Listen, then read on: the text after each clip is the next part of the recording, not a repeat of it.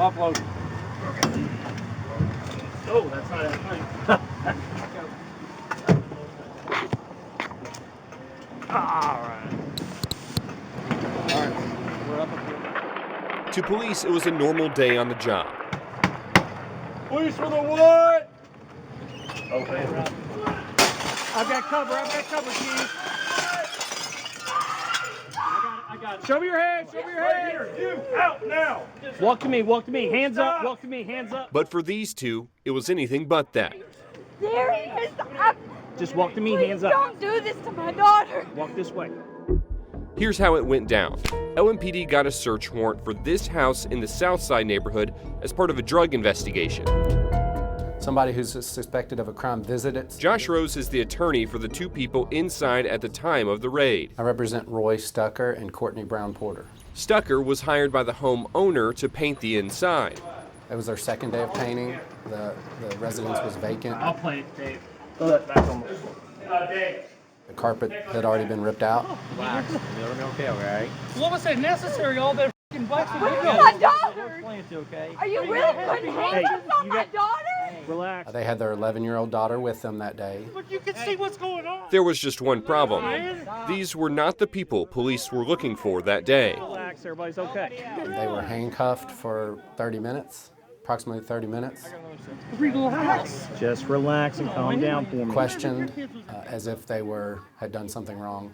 The target of the search warrant was Joshua Kirk. According to the warrant, he was seen at the house twice in the weeks prior to the raid, and the person inside the house that Kirk is accused of seeing was arrested a week and a half earlier. The suspect listed on the warrant was arrested earlier in the day, and police didn't find anything illegal in the house.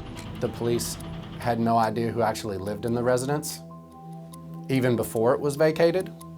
So they had no idea who lived there, even before it was vacated. Stucker and Brown Porter are suing. But as much as the raid troubled Rose, what he discovered recently troubles him just as much. This is the cover page for training that some LMPD officers used to go through. It is not mandatory training. Front and center is an Ernest Hemingway quote.